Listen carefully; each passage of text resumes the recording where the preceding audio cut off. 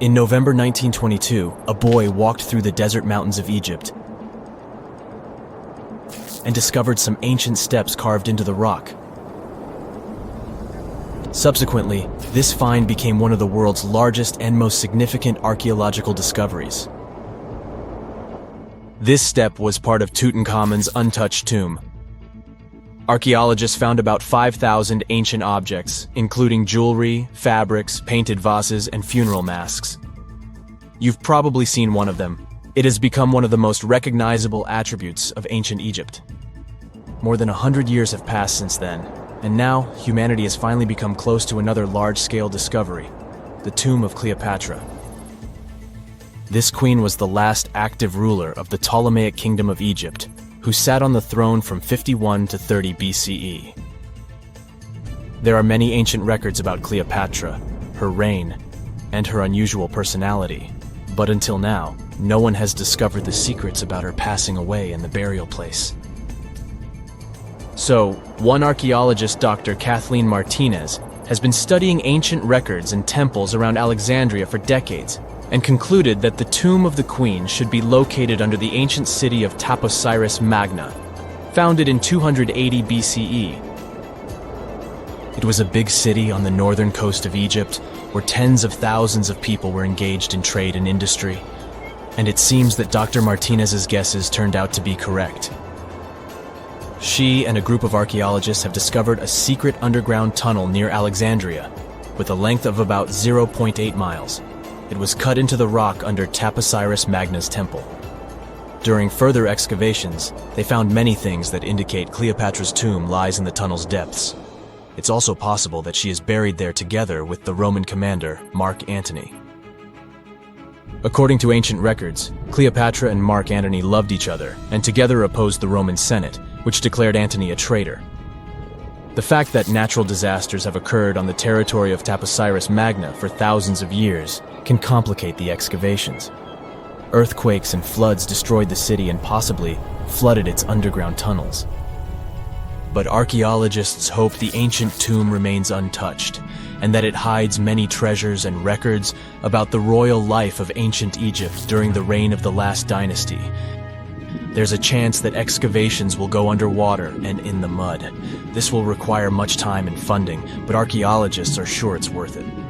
Anyway, it's too early to say that Cleopatra is really buried there, but scientists have found many things in the tunnel that confirm this, including clay pots, dozens of coins with the image of Cleopatra and Alexander the Great, as well as a bust with the image of the Egyptian queen. Cleopatra is still one of the most popular personalities in Egypt, on an equal footing with Ramesses III and Tutankhamun. She inspired many films, paintings, and books, but what made her so popular? She became famous for her inconsistency. She was a beautiful, intelligent ruler who pulled Egypt out of the crisis and made it a prosperous power. Medieval Arabic texts say she knew chemistry, mathematics, and philosophy, and may have written several scientific books. She knew several languages and had excellent diplomatic skills. At the same time, there are many legends that she was a femme fatale who drove many men crazy. However, there's no evidence that her beauty was incomparable. The image of a stunning model was created by Hollywood when it made several films where famous actresses performed the role of Cleopatra. And the Roman Emperor Octavian, the adopted son of Julius Caesar, specially created the image of Cleopatra as an insidious seductress because he was her enemy. Even though she was born in Egypt, Cleopatra wasn't an Egyptian. Her ancestors were Greeks, among whom was one of the generals of Alexander the Great. However, the people of Egypt loved her.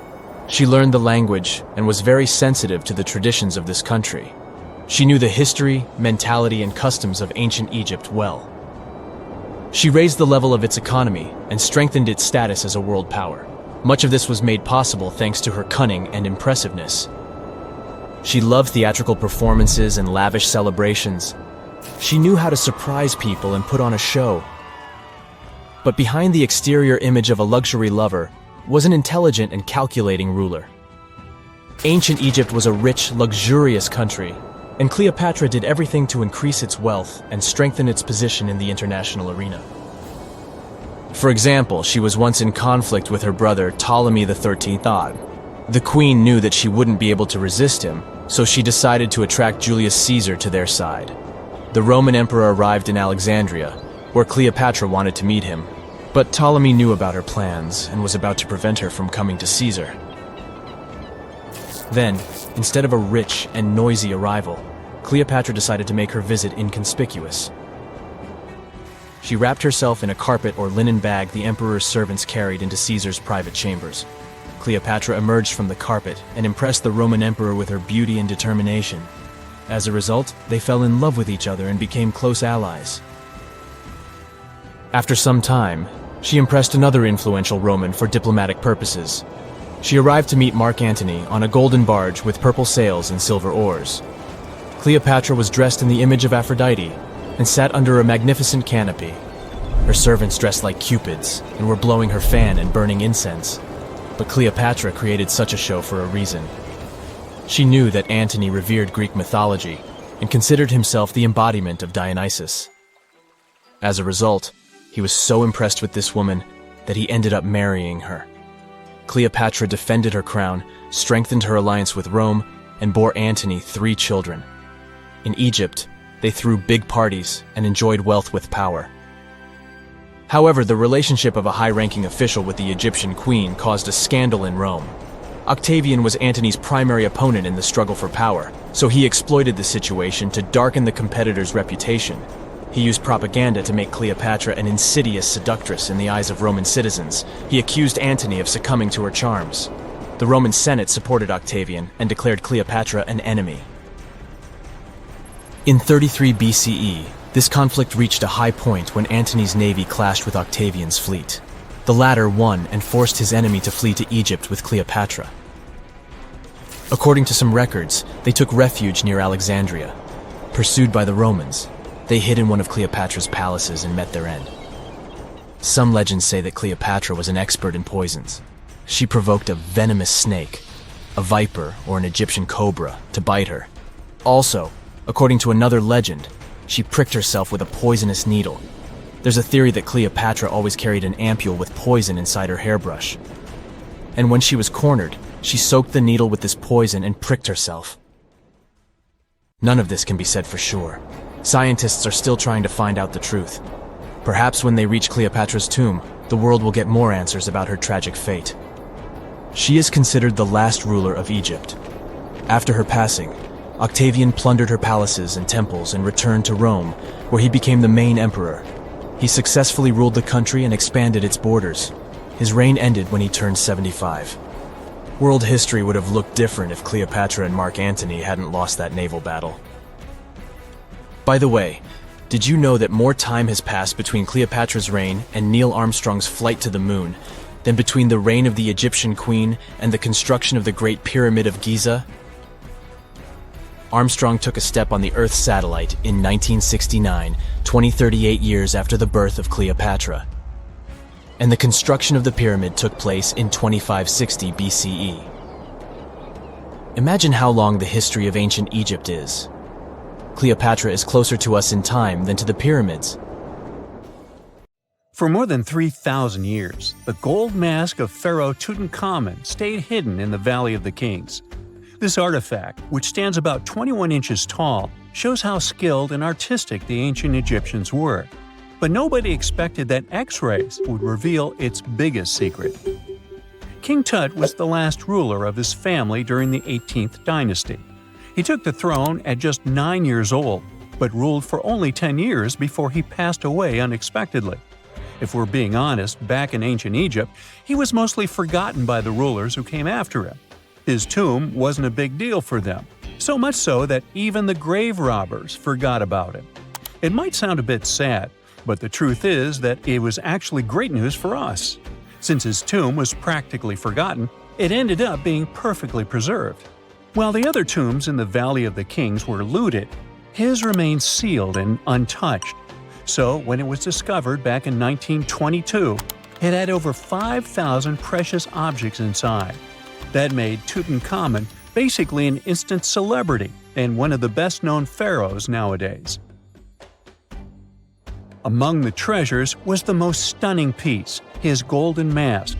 This mask is said to be an exact image of the king's face, or at least it was supposed to be, but we'll get to that later. The purpose of this accurate representation of his face was to make sure that his soul would recognize him in the afterlife and return to his mummified body. In ancient Egyptian beliefs, this would allow him to continue living in the afterlife. The details of the mask clearly looked incredibly difficult to create, but people didn't realize how complex it truly was until many years later. The first X-rays of the mask were taken in 1967. Back then, the main reason for these scans was practical – conservation. The mask was heading to Paris for an exhibition, and it was the first time it had ever left Paris. This would help them keep track of any changes during the exhibit. Plus, the images could give clues about how the mask was made, but back then, they probably didn't fully realize just how complex its construction was. I mean, Egyptian goldsmiths didn't use modern soldering techniques. So, how did they make this mask? New X-rays taken in 2007 gave us some answers. It turned out the Egyptians didn't use pure gold, which is 24 carats. The mask was actually made of 23-karat gold, meaning it was mixed with another material. So specialists discovered that the gold sheets contained a small amount of copper, a reddish-brown metal. This was likely done to make the material more flexible and easier to shape. They would then shape the gold sheets by heating and hammering them over and over again. But there was one more secret inside the mask that wasn't discovered until 2015. The year before, the staff at Cairo's Egyptian Museum were working on the mask display when the long beard of the mask accidentally got knocked off. Another theory is that the beard had become loose over time and just fell off. Either way, the fact that King Tut's beard came off caused a lot of stress. After all, we're talking about one of Cairo's biggest tourist attractions, so the experts had to fix the problem quickly. The restoration process started with a detailed recording of the mask's condition. To do this, they had to take a full three-dimensional scan of the artifact. And, by accident, they found something very interesting in the mask. Inside the royal beard, there is a gold tube, an intriguing structure that the Egyptians likely used to attach the beard to the rest of the mask. And that proved, once again, that the process of making this mask was even more complex than experts thought. But the mysteries don't stop there. Remember how we mentioned that the mask was thought to perfectly represent King Tutankhamun's face? Well, that might not be entirely true. Some popular theories suggest the mask was never meant for him and was actually made for someone else. A study published in 2015 suggested the mask was originally made for a female pharaoh, his supposed stepmother, the famous and beautiful Egyptian queen Nefertiti. The biggest clue comes from an inscription on the mask. At first glance, it seemed to belong to Tutankhamun, but after a close examination, researchers noted that something else was actually written underneath King Tut's name. The royal name stamp seems to have been altered, and originally it had something written on it that translates to Queen Nefertiti. There is another feature of King Tut's golden mask that was overlooked for years, which adds even more mystery. As we mentioned earlier, experts believe he wasn't respected much by the pharaohs who came after him. And one of the clues that made archaeologists think this is the pierced ears on the mask. Some researchers believe that King Tutankhamun wouldn't have worn earrings after he was a kid. So, according to their theory, by the time he passed away at 18, he shouldn't have been represented with pierced ears. This could also support the idea that the mask originally belonged to Nefertiti, or maybe to someone who wasn't even connected to King Tut. But the mask isn't the only source of mystery. In fact, his whole tomb is full of puzzles. Recently, historians found a sign that the place where King Tut was supposed to be buried was changed at the last minute. For years, experts wonder why a pharaoh who ruled for 9 years ended up in such a simple tomb. When compared to the grandeur of other pharaohs' tombs, his tomb seemed, well, a bit plain. The idea that a king like Tutankhamun would have such an unremarkable resting place just doesn't match up with the power and importance he must have had in ancient Egypt. So, what happened? Well, apparently, this might have something to do with his successor, Pharaoh I. After King Tutankhamun passed away, researchers believe that I made sure to erase him from Egypt's history. So, one theory suggests that he was probably behind the quick decision to place King Tut's body in a smaller, less impressive tomb. When experts looked at I's own tomb, they found something interesting. There is a large wall covered in painted baboons. This is the same type of artwork found in Tutankhamun's tomb. It seems like the same person might have chosen the artwork for both tombs. Now, the design and decoration of the two tombs are almost identical, suggesting there was a shared hand behind both. But there is one key difference. I's tomb is fit for a king. It's much bigger and more impressive, even though the style and artwork are similar to what you see in Tutankhamun's tomb. So the theory suggests that I decided what went into both tombs. Since Tut passed away unexpectedly at a young age, his grand tomb wasn't finished in time. Normally, pharaohs start building their tombs while they're still alive to make sure everything is perfect. But Tut passed away when he was just 18, so there wasn't enough time. I may have taken advantage of the situation, ordering a smaller tomb for Tut and keeping a larger one for himself. Experts believe this theory explains why Tutankhamun's tomb is so simple and how I managed to wipe his memory from history so easily. But in the end, the story of King Tut's mask and tomb is full of mystery and intrigue. Each new discovery sheds more light on what really happened all those years ago. But one thing is for sure, the secrets of ancient Egypt still have much to reveal, and King Tutankhamun will continue to fascinate people for years to come. The ancient city of Taposiris Magna is hidden on the northern coast of Egypt.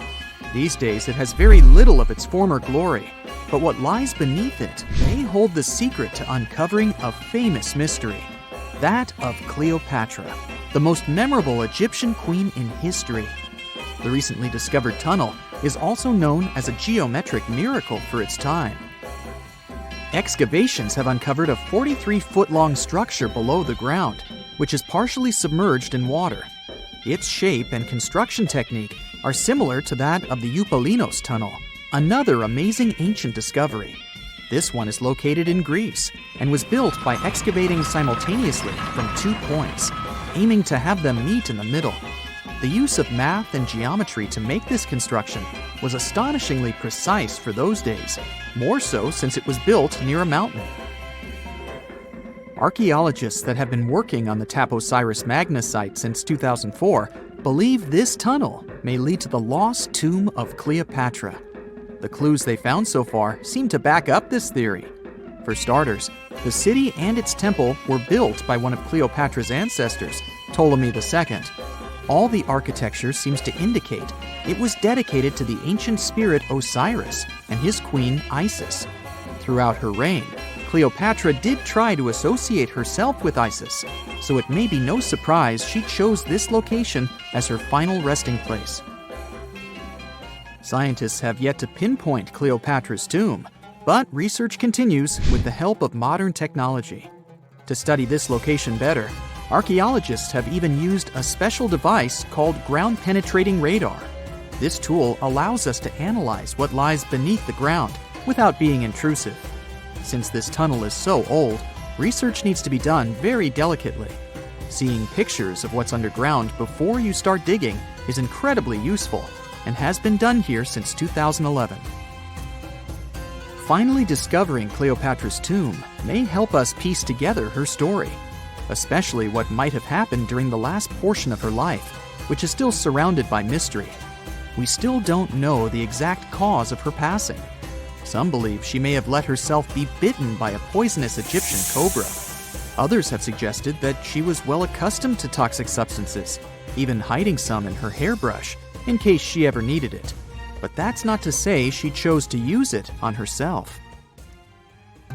We do have a lot of other interesting information on Cleopatra that's equally as impressive, like the fact that she had a stylist. Most of the images you've seen depicting this famous queen show her wearing black eyeliner. This look was put together by Airas, a woman known to have been her personal beautician. She traced the long line from her eyes to her temples, a makeup technique still used today to enhance the eyes. Airas was an important figure throughout Cleopatra's life, known also as her confidant and close friend.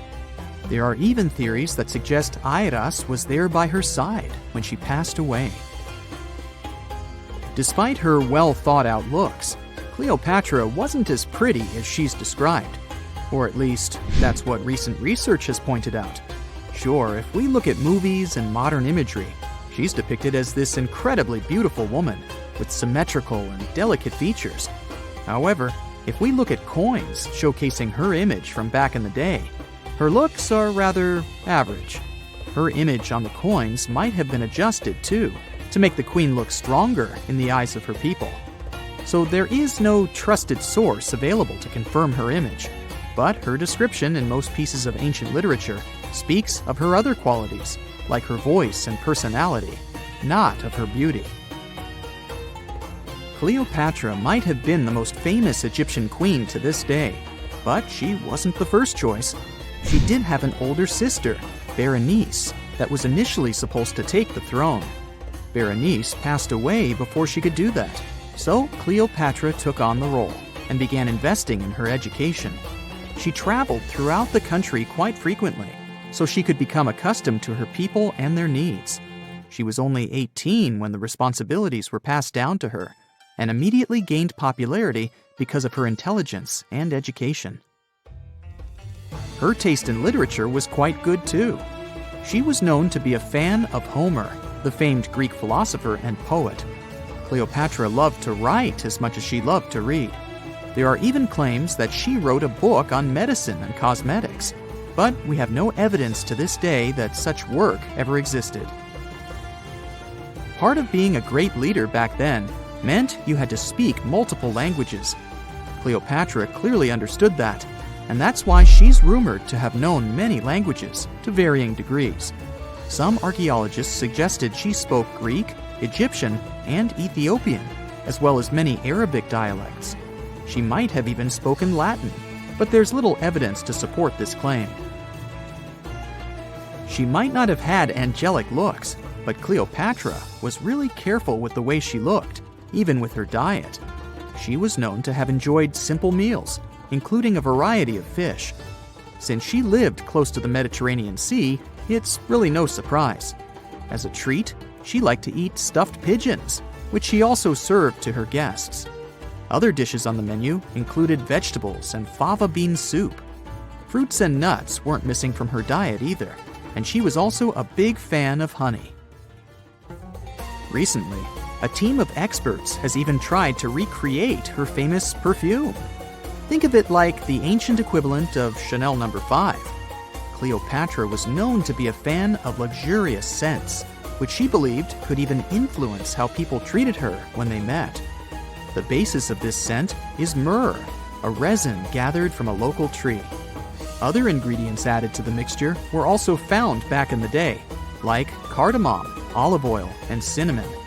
The results may not be quite as delicate as the perfumes we know and use today.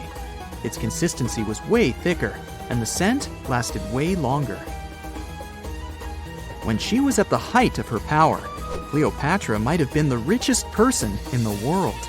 Back in the day, she ruled over a territory that stretched across the Mediterranean, from modern-day Libya in the west through Egypt to Syria in the east.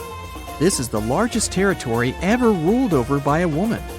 In today's currency, her worth might have been somewhere around $95 billion. The calendars we use today may have been introduced by Cleopatra herself. She presented the idea of leap years and leap days to Caesar, the Roman emperor she was known to have been close with. Taking her advice, Caesar made these adjustments part of the official Roman calendar. The ancient Egyptians already knew the year was longer than precisely 365 days. They discovered this by studying the brightest star in the sky, called Sirius, and concluded that a year is actually 365 and 1/4 days long. It was Elizabeth Taylor that famously introduced Cleopatra to pop culture when she played her in the 1963 film bearing the same name. Up until that point, it was the most expensive film ever made.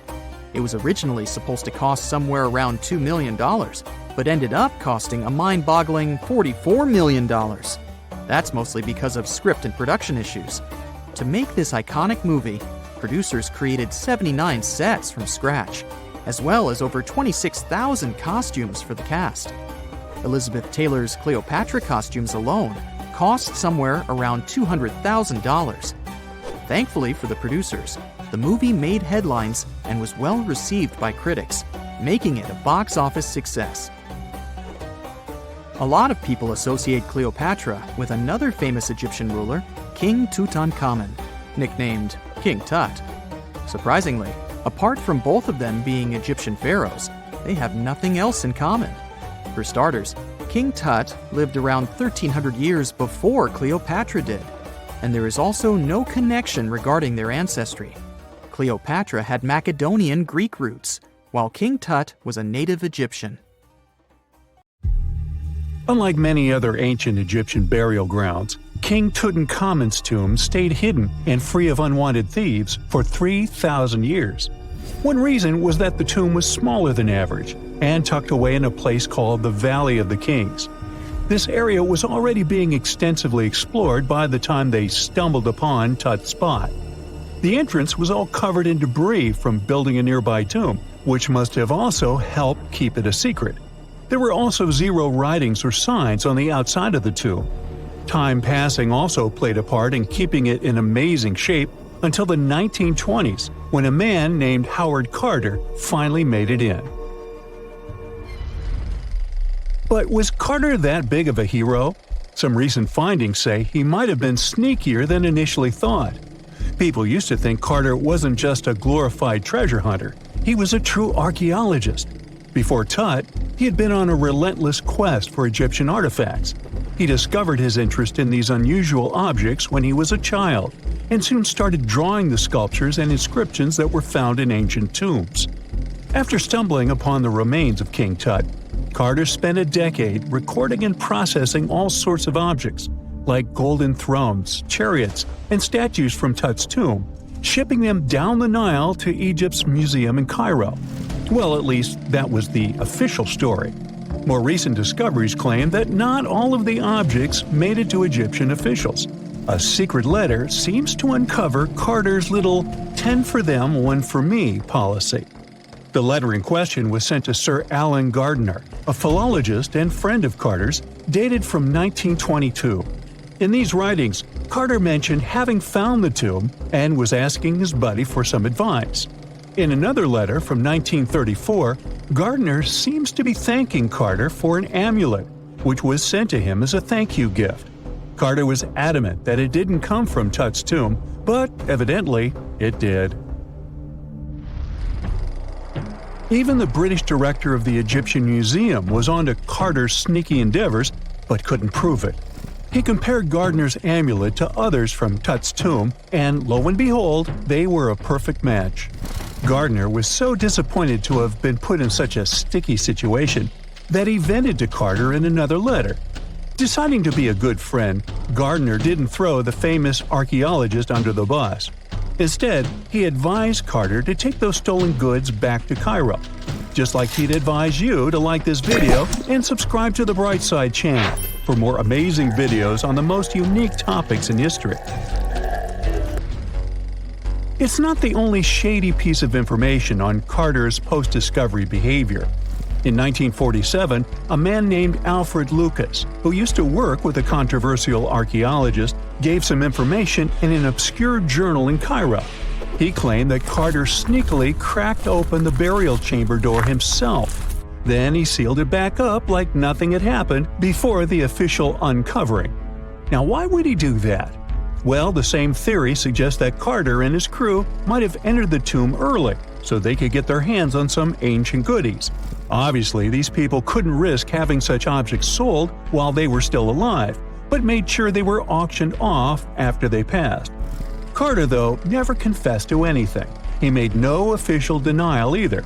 But the Egyptian government couldn't risk any more mysterious disappearances, so they prohibited him from entering the tomb for a while. Some have connected this apparent stealing to the curse of King Tut. If you've never heard of it, know that it became quite the scary tale soon after King Tutankhamun's resting place was uncovered. It claimed that anyone messing with the tomb of the boy pharaoh would face some serious bad luck. It's not all dramatic like a mummy going on an aggressive spree, but word got out that the people involved in disturbing King Tut's lair met some mysterious, untimely ends. The main untimely passing related to this supposed curse is that of George Herbert, the 5th Earl of Carnarvon. He was this British aristocrat who helped fund the search for the tomb. He passed away just a year after the tomb was opened. Now, people love to call it mysterious, but it turns out that Herbert was already in pretty bad shape health-wise when he got to Cairo, and he ended up getting taken down by a regular disease. Now, let's talk numbers. There were a lot of people linked to this tomb opening – security guards, archaeologists, and supporting staff. And sure, a few of them did pass not long after the tomb started receiving visitors. As much as we'd like this curse to be true for the sake of, good storytelling, statistically, if you have a bunch of people connected to opening a tomb, you'd expect some passings just by random chance. The average lifespan for those supposedly targeted by the ancient curse was more than 20 years after the spell was supposed to kick in. Herbert's daughter even lived until the 1980s, that's half a century later.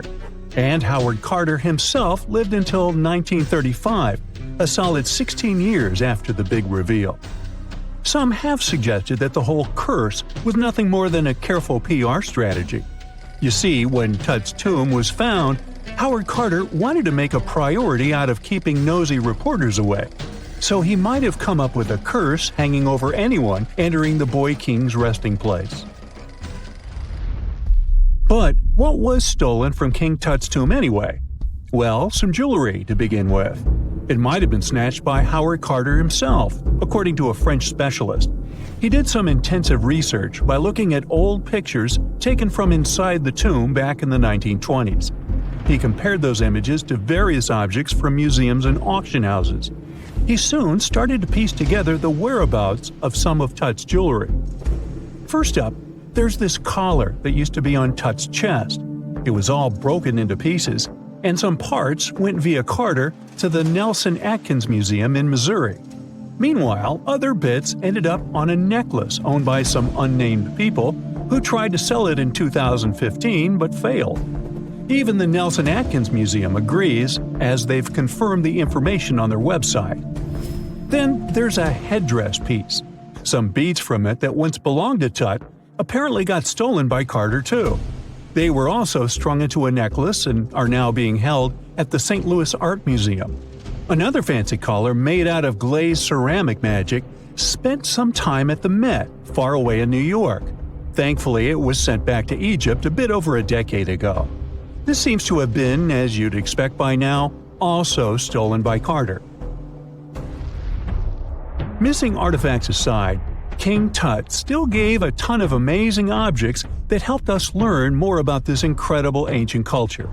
Starting with the famous burial mask. It's this massive 21-inch gold art piece with semi-precious stones and glass paste.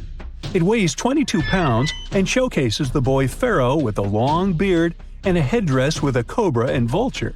On the back, there's this spell from an important ancient Egyptian spiritual book that's supposed to make sure it works just as well in the afterlife. Tut was also apparently a board game enthusiast. They found 4 board games in his tomb, some made of ivory. Archaeologists also found a pair of gold sandals, though you'd imagine they were more for show than for comfort. In fact, the pharaoh probably never wore them in his lifetime.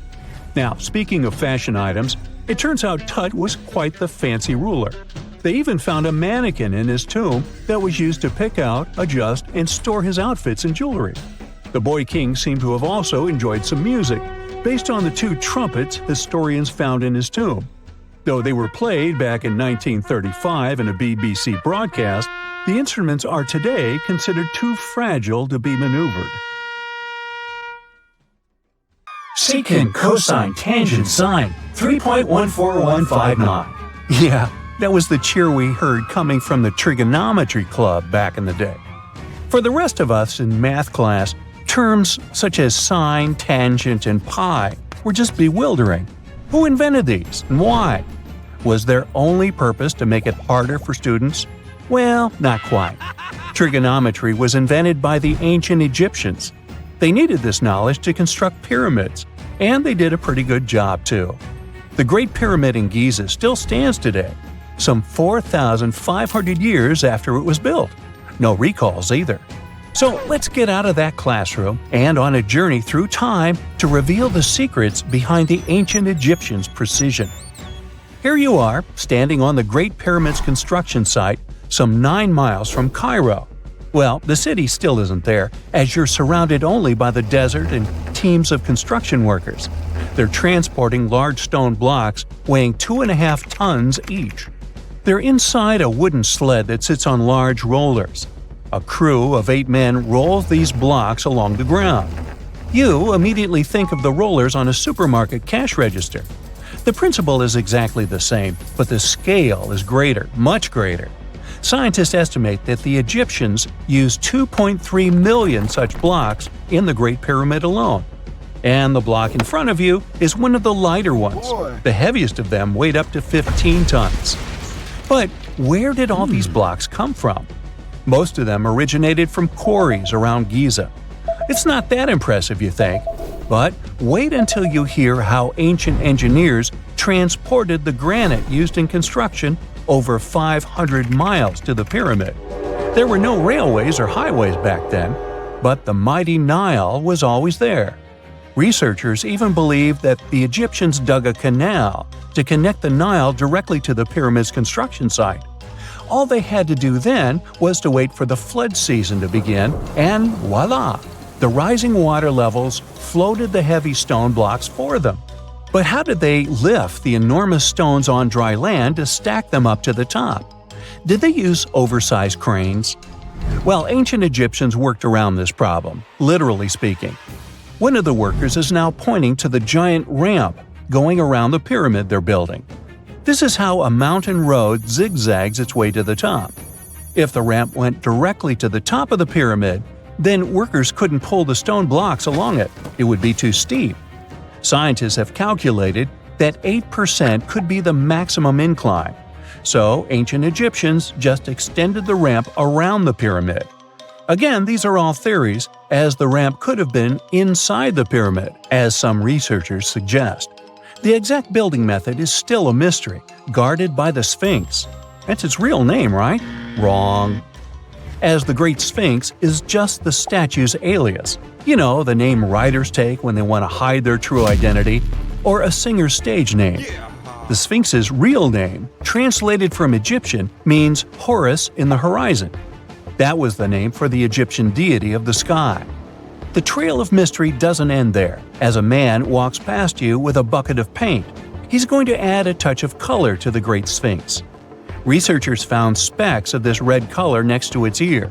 That was some strong paint, as it survived for thousands of years. You are now standing straight in front of the Sphinx. You look up. It's very tall, right? 66 feet to be precise. Now resist the urge to take a selfie. You can do it. Now you notice something else. It looks like the Sphinx is in the center of a giant triangle in the back. That's one side of the Great Pyramid. And no, your eyes are not playing tricks on you. The Sphinx really does sit in the center of the pyramid's lateral face. Here's where math comes in handy. A pyramid has 4 sides, called lateral faces. There's also a 5th face, the base, but that's not visible. It's, wait for it, face down. The Sphinx has one last mystery to reveal: its age. Scientists agree that Pharaoh Khafre built the Sphinx. He ruled after his father, who had built a great pyramid nearby. So both structures were finished around the same time. Let's talk about numbers again. You've heard of Cleopatra, the Egyptian princess described as a woman of great beauty. Hello? She saw the pyramids, but she lived closer to the time of the first iPhone than the time of the people who built the pyramids. Fascinating, right? You can see thousands of people around you. They're working hard to build the pharaoh's tomb. But how many of them are there exactly? One Greek philosopher estimated there were as many as 100,000 workers. Seems like an okay number for such an enormous structure, but it can't be true. Science simply can't back up this number.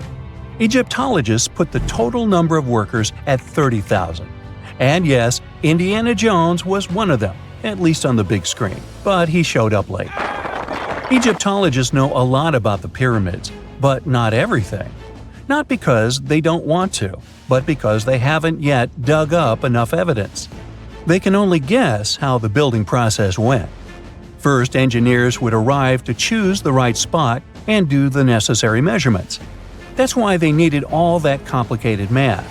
Then, it's time for sourcing the material, the large stone blocks I mentioned earlier. When boats deliver them to the site of the future pyramid, workers can finally do their thing. They operated in smaller groups, but there were at least 2,000 of them chiseling and carving away at any given time. Sounds like a typical construction site today? Well, that's because it is, just thousands of years ago. It's amazing what ancient Egyptians were able to achieve with just copper and stone tools. The pyramid is now complete in front of you. But is it the same pyramid we see today? Why is this structure shining bright in the desert sun? Isn't it supposed to be a dusty yellow color? Well, no. Human activity and the elements have completely stripped the outer layer of stones over time. Expert craftspeople polished these blocks using nothing but stone and sand. The end result was a smooth and shiny rock. On the day it was completed, the Great Pyramid of Giza was a perfect triangle of light. Its polished sides acted like giant mirrors, reflecting the powerful Egyptian sun. This is the point where you should put your glasses on, and that shiny thing you see at the pyramid's very top is actually gold. The capstone at the top of the pyramid is called a pyramidion. It was covered in sheets of gold. As you can guess, these were the first stones to disappear. Let's make another stop before we get you back to your classroom. We travel to the British Isles, and no, Stonehenge isn't our destination. It is Newgrange in County Meath. Scientists estimate that the ancient peoples of Ireland built this stone monument around the year 3200 BCE. This makes it older than both Stonehenge and the Great Pyramid in Giza. The function of the circular mound in Newgrange is the same as the one of the Great Pyramid and equally mysterious. The estimated amount of loose stone present in the valley is over 220,000 tons. And it's not just randomly thrown on a pile. The order in which the stones are set makes the structure water-resistant. That would explain how Newgrange had survived for so long. Kinda makes you want to splash out the cash for that waterproof phone case, huh? Well, you're back in your school desk, but today's math lecture is the last thing on your mind. You're thinking about how great the Egyptian pyramids are, and if we have something similar today. It turns out modern engineers are just as impressed with the Great Pyramid as you are. There's a glass pyramid sitting in the main courtyard of the famous Louvre Museum in Paris. The panorama of San Francisco wouldn't be complete without the 48-story Transamerica Pyramid. But Las Vegas went the furthest. There we find the Luxor Hotel. It's so big that it's the third largest pyramid on the planet. And guess what's in front of it? Yup, a replica of the Sphinx. It's 110 feet tall, 2 stories higher than the one in Giza. Yeah, everything's bigger in Vegas. Well, there you are. The sun is scorching, you're thirsty. All you can think about is water and ancient bones under your feet. You're wandering through the Sahara, the largest hot desert on Earth. Right now, you're crossing a stretch of sand called Whale Valley. And all over these 75 square miles of land, fossils cover the ground so thickly that you can't help but step on them. Paleontologist Hesham Salam says it's an unusual picture in this place. The bones are poking right out of the cliffs, as if they're calling to you to come check them out. You can spot ribs scattered all over the place. Look at these vertebrae. They're giant. Ooh, the creature they once belonged to must have been up to 65 feet long. The fossils show that the animal had a streamlined body like today's whale, but still had features like hind legs and feet. For scientists, it means a very exciting thing. They might have discovered a fully intact skeleton of a prehistoric whale. It was an animal that lived in this area when Egypt was underwater. You see, today, the Valley of the Whales is the world's largest ancient whale graveyard.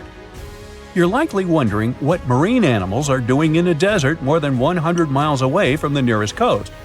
Well, millions of years ago, this desert was at the bottom of a massive ocean called the Tethys, which stretched from Europe to India.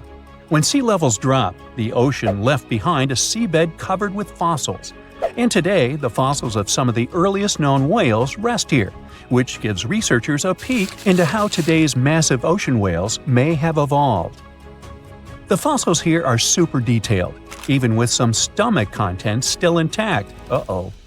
Scientists have also found fossils of ancient sharks, crocodiles, and turtles, helping to recreate what this marine world looked like millions of years ago.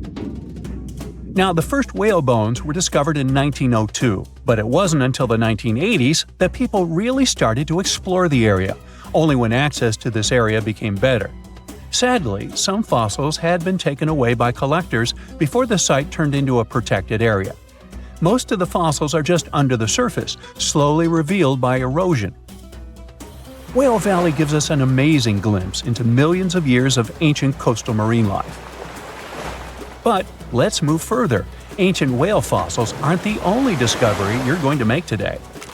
For over 150 years, scientists have been puzzled by a strange creature that lived millions of years ago. But now, thanks to some amazing fossils found in Morocco, they've finally figured it out. Look at them. These creatures are called blah blah blah. Nah, I'm kidding. Stylophorans. They look like flattened armor with a long arm sticking out. Researchers discovered these creatures in 2014 and were shocked. The fossils dated back around 478 million years.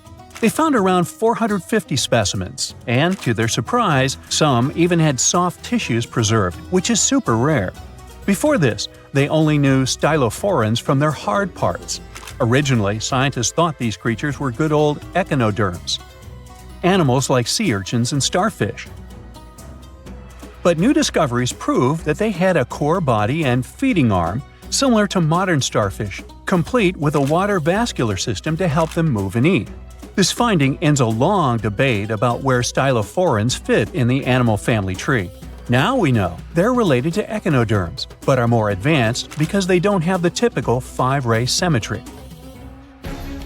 Ooh, come here and look at this giant fossil. It was found in the Sahara and gave scientists new insights into the Spinosaurus, the largest carnivorous dinosaur we know about. These 95 million-year-old remains also confirm that it was the first known swimming dinosaur. The Spinosaurus had flat paddle-like feet and nostrils on the top of its crocodile-like head, perfect for staying underwater. It was a pretty weird dinosaur with a long neck, trunk, tail, and a 7-foot sail on its back, so it must have spent a lot of time in the water. At over 50 feet long, Spinosaurus might have been even larger than T-Rex. The first Spinosaurus remains were discovered about 100 years ago in Egypt, but only this new fossil, found in Morocco, helped scientists reconstruct this dinosaur for the first time. Researchers paid attention to the creature's shorter hind limbs and wide claws. These features point to adaptations for life in the water. Its snout and dense bones also suggest it was a swimmer, while its spiked tail likely attracted mates. Hey, good looking, come here often? And here's another astonishing find made in Tunisia, the remains of Machimosaurus rex. Now, so far it's believed to be the biggest crocodile ever. This ancient croc was about 32 feet long and weighed around 66,000 pounds. It was a top predator around 130 million years ago, and its skull was over 5 feet long. Now, this discovery is a big deal because it shows that these crocs stuck around longer than we thought. Before this, scientists believed that they disappeared during a minor extinction event between the Jurassic and Cretaceous periods. Now, let's go back to the fact that the Sahara was once underwater, and some of the largest sea creatures ever lived there. A study published in the Bulletin of the American Museum of Natural History speaks about an ancient body of water called the Trans-Saharan Seaway. It existed between 150 million years ago, covering parts of Western Africa. Scientists spent 2 decades trying to recreate this prehistoric underwater world. They found it was warm and shallow, home to some pretty terrifying creatures, including 5-foot-long catfish and 40-foot-long sea snakes. Yikes! The seaway was cut off from larger oceans for long stretches, which may have helped these predators grow larger because resources were always available. It's a classic case of evolution at work, leading to what scientists call gigantism in isolated environments. But all that water didn't just disappear with no trace. Under the sands of the Sahara, scientists have discovered a massive ancient lake, which they're calling a megalake. Makes sense? This lake formed around 250,000 years ago when the Nile River flooded the eastern Sahara. At its biggest, this lake covered over 42,000 square miles. It's about half as big as Kansas. They also found evidence of a smaller lake, 93 miles west of the Nile, at a slightly lower level and covering 18,600 square miles. All of this adds to growing evidence that once, North Africa had many lakes that might have created migration routes, helping early humans move across the continent. Now, in the Sahara, you can find not only fossils of bizarre animals. In May 2020, some weird rocks with greenish crystals were discovered in a sandy region in southern Algeria's Sahara Desert. When scientists checked them out, they found out these rocks weren't from Earth. They were actually pieces of a meteorite called Erg-Czech 002. This meteorite is super old, like the oldest volcanic rock ever found. It melted ages ago in the fiery heart of an ancient protoplanet that no longer exists. Researchers had recently published a study in Nature Communications, revealing that they have analyzed lead and uranium isotopes in Erg-Czech 002 and found out it's more than 4.5 billion years old. Another cool discovery made in the Sahara is quite unexpected. A few years ago, scientists found what they think are the world's oldest colors, and they're bright pink. These pigments were uncovered from rocks that are around 1.1 billion years old in the Sahara Desert. The colors came from microscopic organisms, as animals didn't exist back then. The discovery was made by a PhD student who crushed the ancient rocks and analyzed the pigments. These pink pigments are actually ancient chlorophyll from photosynthetic organisms that lived in an ocean that's long gone. Researchers are now sure that this finding could help explain why larger, complex creatures showed up much later in Earth's history. Before these colors were discovered, scientists didn't know what was missing in the food chain that delayed the evolution of larger animals. Now they understand that tiny cyanobacteria were at the bottom of that chain. Apparently, this discovery is not just about finding some old pink stuff. Scientists believe it's a breakthrough in understanding the history of life on Earth. X-rays are a type of invisible radiation that can pass through our bodies and objects. They're very important in the field of medicine because they allow doctors to see inside our bodies without having to perform surgery. Now, let's dive into how X-rays work. They're a kind of electromagnetic radiation, just like light or radio waves. However, they have much higher energy than light, which makes them able to go through objects that light cannot. Imagine you have a powerful flashlight. If you try to shine it through a wall, the light won't go through because the wall is too thick. But these rays have enough energy to go through walls and even our bodies. The discovery of X-rays happened by accident in the late 19th century. A scientist was experimenting with cathode rays, which are a type of radiation. He was working in his lab and noticed that a nearby fluorescent screen started to glow, even though it was not directly exposed to the cathode rays. He realized that something invisible was causing the fluorescence, and he named it X-ray, because X is the mathematical symbol for something unknown. He continued experimenting with such rays and discovered that they could pass through many objects, like flesh and bones. but not through denser materials like metal. He also found that X-rays could create images on photographic plates, just like a camera takes pictures. The way this works is quite fascinating. Imagine you're standing in front of a bright light and you hold your hand in front of your face. Your hand blocks the light and you can't see through it.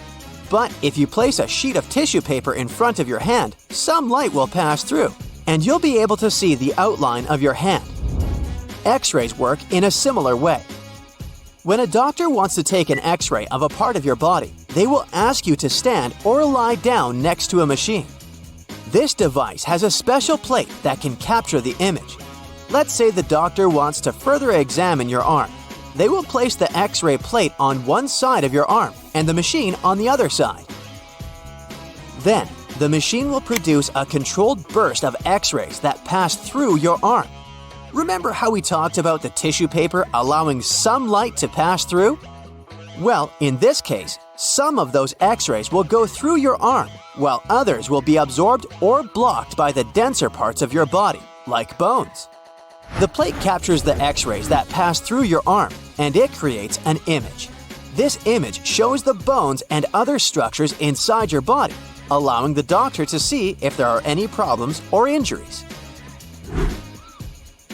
Now, you might be wondering why X-rays can pass through some things but not others. It has to do with the density and composition of the objects. Denser materials like bones absorb more X-rays, so they appear white in the image. So when you look at the result, you'll see your bones as white shapes. Other tissues like muscles and organs are less dense and allow some of those rays to pass through, so they appear as gray shadows. What if I told you there's a whole new way you can peek inside objects, but without using X-rays? I'm not talking about magic powers. Take a comfortable seat while I explain what muography is. This fascinating scientific technique allows us to see inside objects and even beneath the Earth's surface using a special type of particle called a muon. These elementary particles are very similar to electrons, but they're much heavier. They are created high up in the Earth's atmosphere when cosmic rays, which are particles coming from space, collide with the air molecules. Now, muons are special because they can pierce through different materials. They can pass through rock, soil, and even buildings. Scientists realized this potential back in the 1950s when they were studying cosmic rays and noticed that some of the particles could pass through thick materials. The first muography experiments took place in the 60s. Specialists discovered that muons can be detected using special devices called muon detectors. These detectors are usually placed underground or in specially designed laboratories to shield them from other particles and background radiation. Now let's dive into how muography actually works. Imagine you have a large object, like a pyramid, a mountain, or even an ancient statue, and you want to see what's inside without damaging it. First, detectors are positioned around the object or in the area you want to examine. These detectors are sensitive to muons and can track their paths. When such a particle passes through a detector, it leaves a trace, like footprints in the sand. By collecting data from multiple detectors, scientists can reconstruct the paths. Here's where things get really cool. The Earth's atmosphere acts like a natural filter for muons. It turns out that the more massive an object is, the more particles it will block. So, if you have a large, dense object like a mountain, fewer muons will pass through it compared to a smaller, less dense object, like an empty box. This difference in the number of particles that reach the detectors can give us clues about what's inside the objects. Scientists use computer algorithms and mathematical techniques to analyze the data and create images. These images represent the density distribution of the object being studied. It's like creating a map that shows where the densest areas are and where there's gaps inside the object. The concept of muography is similar to using shadows to understand the shape and size of an object. Imagine you're standing in front of a bright light and you place your hand between the light source and a wall. You'll see a shadow of your hand on the wall. Based on the shape and size of the shadow, you can get an idea of what your hand looks like, even though you can't see it directly. This technique has been used to study various objects and structures. For example, scientists have used it to explore the inside of volcanoes and pyramids, and even to investigate the structure of mountains and the Earth's crust. With the help of this amazing technique, scientists have now uncovered new information about the Great Pyramid of Giza. They discovered something that had eluded tomb raiders for centuries. They found a hidden chamber. And guess what they named it? The Big Void. Yeah, I know, not the most creative name. They even used 3 different muon detection techniques just to be super sure that it was indeed a big, mysterious void inside the grandest pyramid of them all. Once news got out about this mind-boggling discovery, Egyptian authorities couldn't resist the temptation to explore further. So, they brought in an endoscope camera to confirm the existence of this epic void. So, they inserted a camera through one of the openings underneath the entrance, and voila! It revealed a corridor. More so, the corridor had a chevron ceiling. I can't help but imagine the ancient Egyptians using it as a cool dance floor. Another team of scientists decided to take another shot at scanning this newfound void. According to them, the Great Pyramid of Giza is a pioneer in the pyramid game. It used a technique called chevron to cover internal structures and keep them from collapsing. Now, why did the ancient Egyptians build this corridor and the grand void it leads to? One theory suggests that the corridor was built to relieve pressure inside the pyramid. Another theory says that the void could be a result of the pyramid's construction process. It could have been an internal ramp used to move roof blocks into position, and then it was left there or filled loosely with rubble. According to other enthusiastic explorers, there might be another burial chamber waiting to be discovered. They believe that the pyramids were built with a dash of randomness in the construction process. As the builders worked their magic, they realized that some chambers wouldn't be able to handle the weight of a majestic sarcophagus. So they made adjustments on the fly, creating new plans as they went along.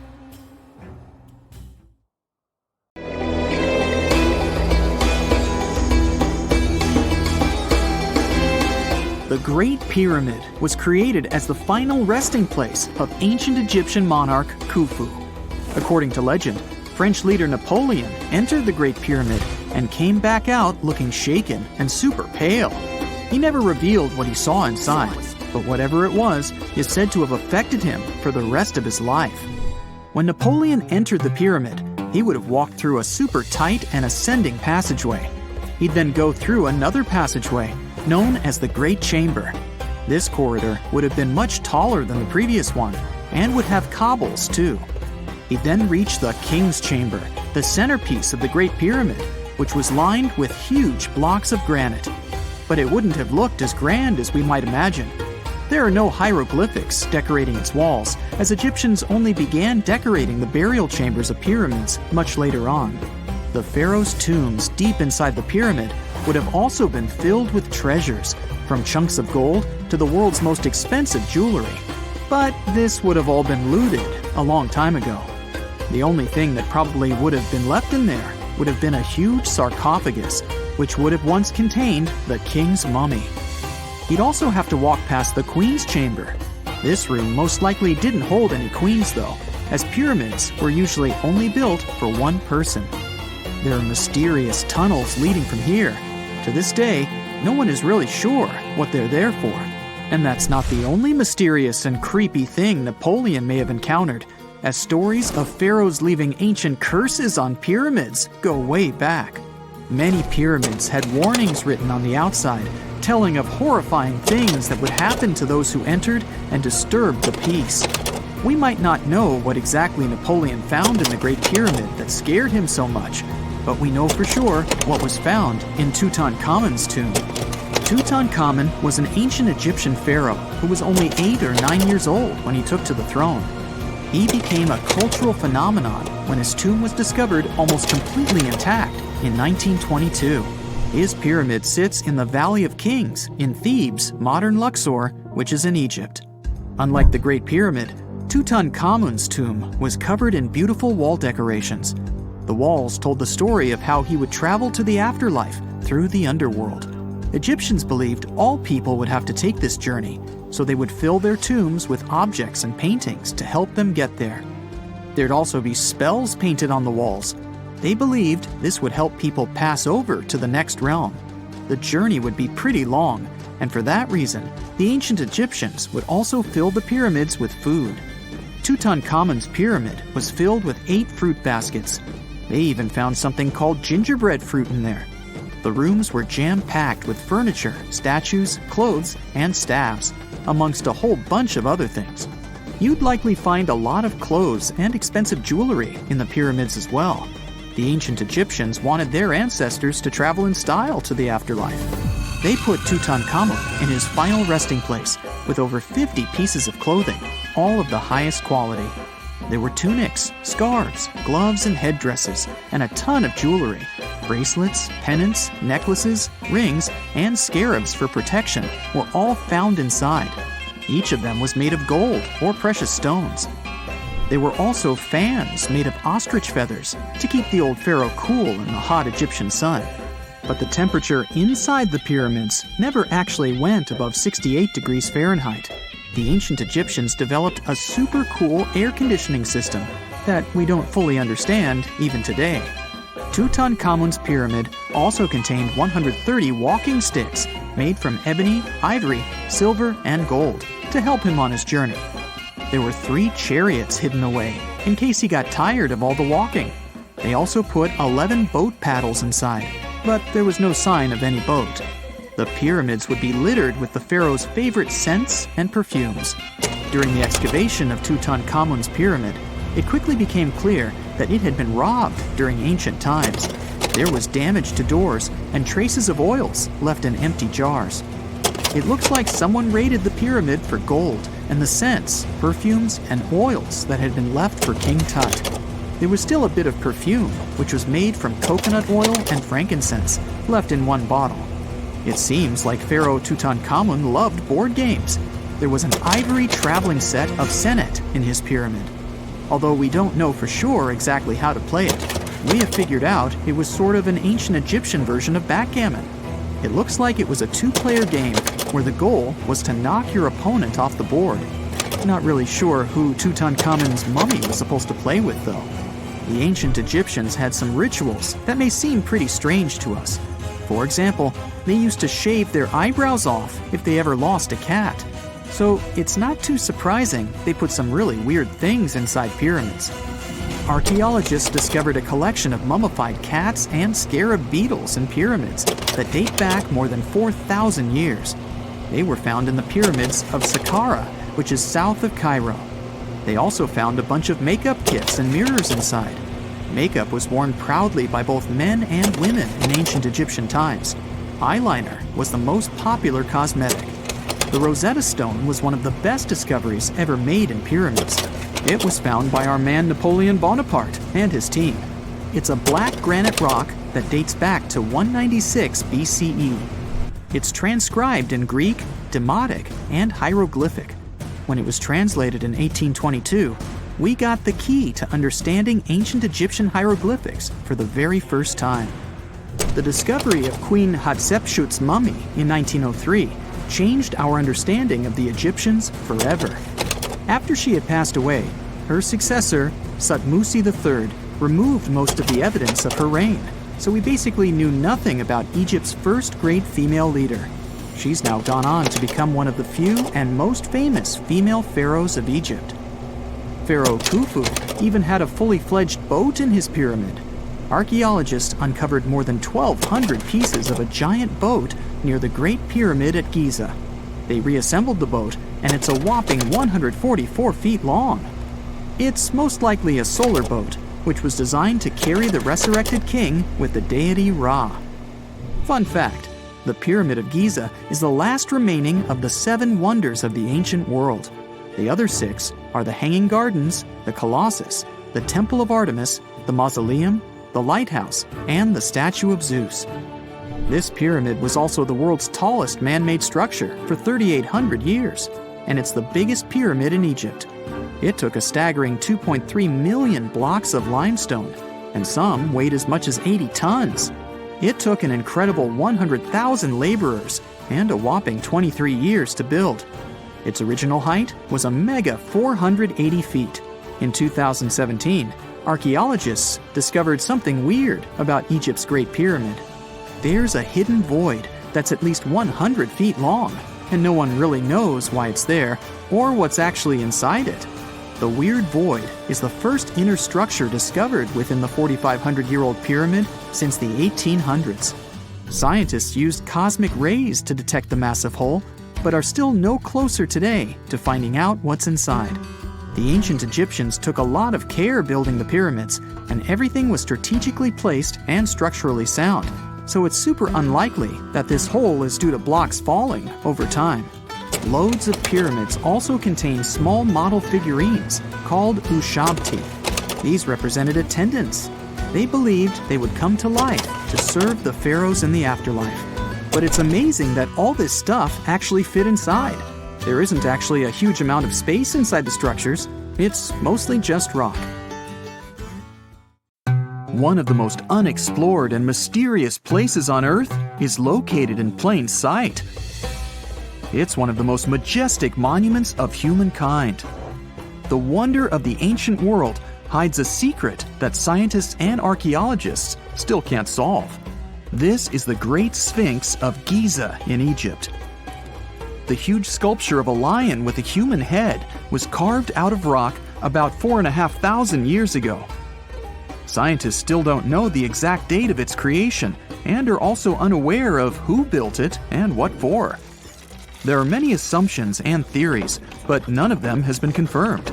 Most people have seen this majestic sculpture either in photographs or in reality, but almost no one knows what's hidden underneath it.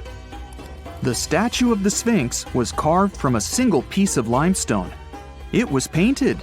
The remains of color pigment on the surface prove this. In the distant past, the Sphinx looked much brighter and more colorful than what we see now. But even after thousands of years, its greatness hasn't diminished. And by the way, Sphinx is not the real name. It was invented by the Greeks about 100 years or more after its creation. Initially, the Egyptians called the statue Hor-em-Akhet. There are many legends and theories saying the Sphinx is there for a reason. It's like a watchdog that guards the tomb of the pharaoh and the secrets of ancient Egypt. These legends become more plausible when archaeologists discovered hidden entrances at the feet of the Sphinx. They believe that these secret passages are the beginning of the tunnels leading to the halls with treasures.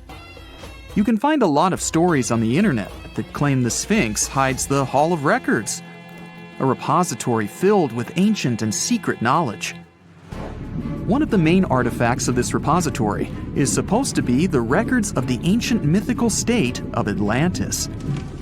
According to legends, the entire library from this city was moved under the Sphinx. The entrance to this library must be located next to the Sphinx's right paw. Many archaeologists tried to find this entrance, but came away empty-handed. Also, there are many images with detailed diagrams of the underground city that consists of a network of tunnels and chambers under the Sphinx. Someone says there are structures as tall as 12-story buildings hiding underground, but there's no evidence of this. Archaeologists, even after millennia, continue to explore the mysterious sculpture. At the same time, many Egyptians don't want to learn more about the Sphinx. They're terrified of awakening something supernatural. In 1998, scientists discovered tunnels leading to empty caves under the Sphinx. They found evidence of earlier excavations there. It's quite possible that someone managed to find the treasures and take them away. Some people believe Egyptians found some kind of artifact under the Sphinx that has the power of unknown advanced technologies. The artifact is so powerful that it can change the course of history. Of course, most theories are just fairy tales of conspiracy fans, but it's a confirmed fact that the Sphinx hides a system of caves and rooms. There are so many rumors surrounding the Sphinx that it's impossible to understand what's true and what's false. In any case, it's difficult and dangerous to study the sculpture because active excavations can destroy it. And then the entrance to the underground rooms can get blocked by rocks and lost forever. Also, further exploration requires a lot of money, and financing is not always easy to find. But the main reason? It's too risky. There's no guarantee that people will be able to get out of the underground labyrinths. For these reasons, scientists and archaeologists have been exploring this majestic structure for so long. Another famous architectural monument with a secret is Mount Rushmore in South Dakota. Everyone admires the images of the US presidents' faces carved into the rock, but few people know that there's a secret room hidden behind the head of Abraham Lincoln. The architect of Mount Rushmore wanted to carve slabs on the rock with the record of the main stages of the country's history. But his plan was too complicated to carry out. Then he was offered to implement it on a much smaller scale, to build a secret room inside the mountain. The idea was to save this knowledge so that future generations will always remember the history of their country. Unfortunately, the architect didn't have time to finish his work. The construction stopped for several decades. But in the late 90s, the project was resumed. Porcelain enamel panels depicting the history of the US were placed in the room. It's possible that these plates will be stored there forever. But people can't see them, at least for now. The room is inaccessible to tourists as it's too difficult to get inside. Another secret room is located in the Empire State Building. More precisely, it's not even a room, but a place where you can take cool photos. Almost all tourists gather on the observation deck of the 86th floor to enjoy a stunning view of Manhattan. But there's another deck with panoramic windows on the 102nd floor.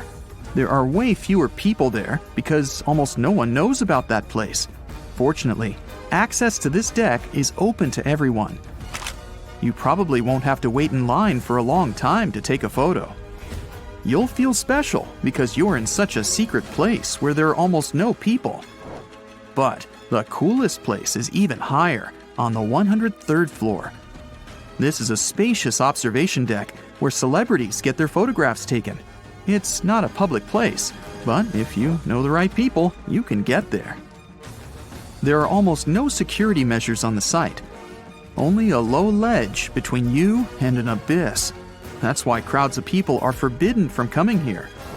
It's not so easy to get there, and you're unlikely to succeed without a guide. First, you need to choose the right elevator that will take you there. Then you'll go through several engineering rooms filled with pipes, electrical panels, and other technical stuff. The final part of your way is a set of stairs inside a tiny corridor. And here you are, at the top of New York. Now we're in Paris. See the Eiffel Tower? Inside it, there are restaurants and observation decks. But if you try hard, you can find a secret apartment. Now it's a museum, but it was built so that people could live in it. The architect of the tower, Gustav Eiffel, created this apartment in 1889 for himself. It's almost at the very top of the Eiffel Tower. Imagine what a beautiful view he observed every day. He was the first and only tenant. No one else could gain access to this place. When the architect passed away, the apartment remained empty for a long time. Only recently, they restored it and turned it into a museum. Inside, the epoch of the last century is recreated. They even put wax figures of Gustav Eiffel, his daughter, and the American inventor Thomas Edison inside the room.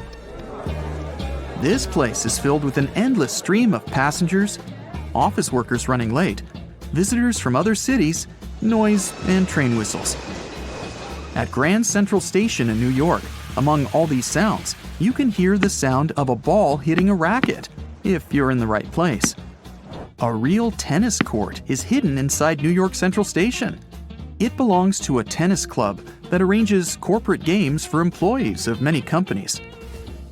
The club was opened in the 60s. Now we're moving to London, Charing Cross Road. it isn't easy to find one secret place here. To do this, you need to look carefully at your feet. Do you see these sewer grates in the asphalt? Inside them, you can notice two signs with the name Little Compton Street. Yeah, there's another street right below you. It disappeared from all maps at the end of the 19th century. Charing Cross Road was built over it. The identification signs that you see are part of old engineering tunnels. There's another interesting place in London. It's located in the southeast corner of Trafalgar Square. At first glance, it looks like a thick lamppost, but there are too many tourists walking around. You come closer and realize that one person can easily fit inside the post. The lamppost belongs not to an electrician, but to a police officer. Yeah, this is the smallest police station in the world. It was built in the 1930s and used as a watch post. Officers had to sit there one by one and watch Trafalgar Square. That always attracted a lot of pickpockets and all kinds of other criminals. Phantasmagory is said to be the first animated film ever. It was made in 1908, and it's one of the earliest examples of hand-drawn animation.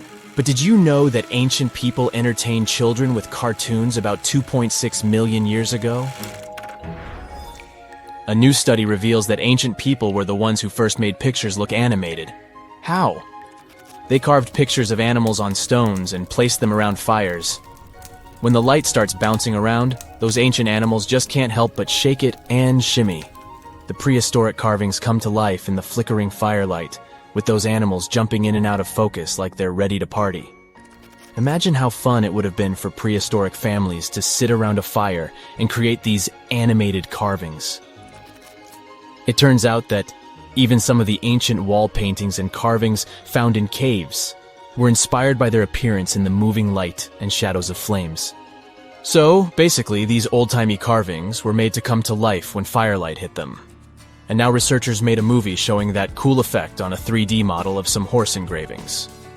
The study says our brains are wired to see moving things in changing light, which is why these carvings probably mattered to our ancestors.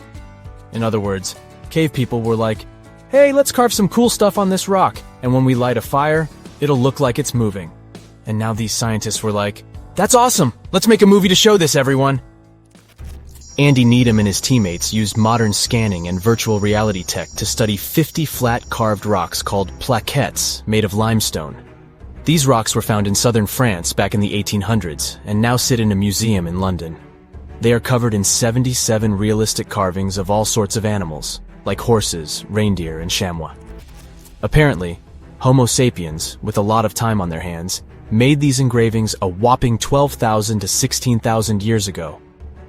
Needham realized that many of these carved rocks were harmed by fire, some covered in white ash, others dried or fractured because of heat. Upon closer examination, he discovered pink bands of discoloration resulting from iron deposits in the stone. What's more interesting is that the animal engravings were often superimposed on top of each other, sometimes even melded together or fitted around each other like some kind of prehistoric animal jigsaw puzzle. Rather than tossing out the old and starting anew, the ancient artists took animal body parts to create new hybrids. For instance, one of the rocks depicts both a horse and a wild cattle-like creature known as a bovid. In this masterpiece of prehistoric art, the horse's abdomen and neck become the back and neck of the bovid, while the horse's head forms the bovid's ear. What a creative way of recycling.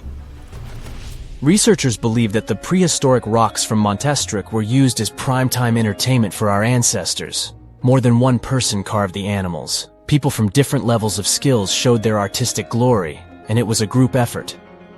The fact that these rocks were found together also suggests that this was a community activity. So it's like families were all gathered around the TV, carving rocks and cheering on their favorite carved animals. Who needs Netflix when you have Paleolithic TV? The engravings on these rocks and the signs they were exposed to heat suggest they were created to look like they were moving. Sometimes you see different animals in different poses, so one would come to life, and then another, and then a different one. It's like a Stone Age version of Disney. Similar techniques might have influenced some of the ancient cave paintings, such as those at the breathtaking Chauvet Cave in southeastern France. The animal portraits there are also overlaid on each other, and some look like they were heated by fires underneath them, which means that our prehistoric ancestors might have been the first animators in the world. Alright, since we talked about young people's favorite pastime activity, shall we take a trip back in time to discover the world's oldest toys? One of the most ancient toys discovered was a simple ball made from clay and found in the ruins of ancient Mesopotamia. It might seem like a simple toy, but our ancestors were playing with them as far back as 3000 BC. But back then, they didn't have fancy video games or elaborate board games, so a ball was the pinnacle of entertainment. But the Mesopotamians weren't the only ones having fun. In ancient Greece, children played with dolls made of clay. In Egypt, kids had toys shaped like animals, but they also had dolls made from materials like clay, papyrus, and ivory. But the most impressive thing about these dolls? They had movable limbs. That's right, our ancient ancestors were playing with articulated dolls before it was cool. But it's not all fun and games. Toys also had a practical purpose back in the day. In fact, many of the toys discovered by archaeologists were actually used to teach children important skills. For example, Egyptian children played with dolls that were shaped like doctors, which helped them learn about medicine and healthcare. And let's not forget about the toys that were used to train future warriors. In ancient China, kids played with toy horses and chariots, which helped them prepare for a life of battle. Talk about getting a head start on your career. Moving on to primitive board games, which have been around for over 5,000 years. The oldest board game is called Senet, and was discovered in ancient Egyptian tombs. It's a bit like a cross between chess and backgammon, and it was so popular that it was played for over 2,000 years. Now that's a game with staying power. But let's not forget about toys for the little ones. Archaeologists have found ancient rattles and whistles that were used to entertain even younger members of their families. And if you thought your kid's toy collection was impressive, just wait until you hear about the ancient Egyptian princess who had over 100 wooden toys in her chamber. But perhaps the most surprising toy of all was the yo-yo. That's right. The yo-yo has been around for over 2,000 years. It was first invented in ancient Greece and was often used in battle, believe it or not. But eventually people realized that it was much more fun to just play with it and do tricks. Marbles are also around as a toy that has been entertaining kids, and some adults, for thousands of years. Archaeologists have found evidence of marble dating back to around 5,000 years ago in the Indus Valley civilization. Back in those days, marbles were made from all sorts of things. Want to take a wild guess? Okay, I'll tell you. Fruit pits and small pieces of smoothed stone. That's right, those ancient kids were getting creative with their playthings. Some artisans even went the extra mile and crafted marbles from clay. Let's head back to ancient Egyptians and their adorable miniature boats made from ivory, wood, and clay. These miniatures may be acknowledged as toys, but they were also meant to represent crossing over to the other side. Viking kids had similar types of items too. A wooden toy boat over 1,000 years old was found on a farmstead near the coast of Norway. This toy looked like a real boat, and it would have been the ultimate cool thing, just like how kids today go nuts over race cars and drones. You can imagine little ones back then showing off their toy boats to their friends. Many of these toys are still pretty fun to play with today. There are many others left aside, like toy soldiers and spinning tops. Do you want to know more about ancient toys or gadgets from the early days of cinema? You're an adventurer looking for a golden hourglass hidden in the jungle of an exotic country. Finally, you find the artifact. Someone starts shouting as soon as you grab it. "Stop! This is the police! Hands up!" You look around and see two officers. You turn the hourglass over and fall into a suddenly formed portal that takes you through space and time. "Hey you, stranger, don't move! What are you doing in our temple?" You look around and see two guys with swords. They're the police of ancient Babylon. The vast kingdom in Mesopotamia was the first in history to invent a list of laws and punishments for their violation. The list of these laws was called the Code of Hammurabi and contained 282 laws. They were carved on stone pillars around the 10th century BCE. The laws had rules about the family and behavior in society, and generally were similar to the laws of modern civilizations. The authorities of Babylon created special police squads consisting of locals.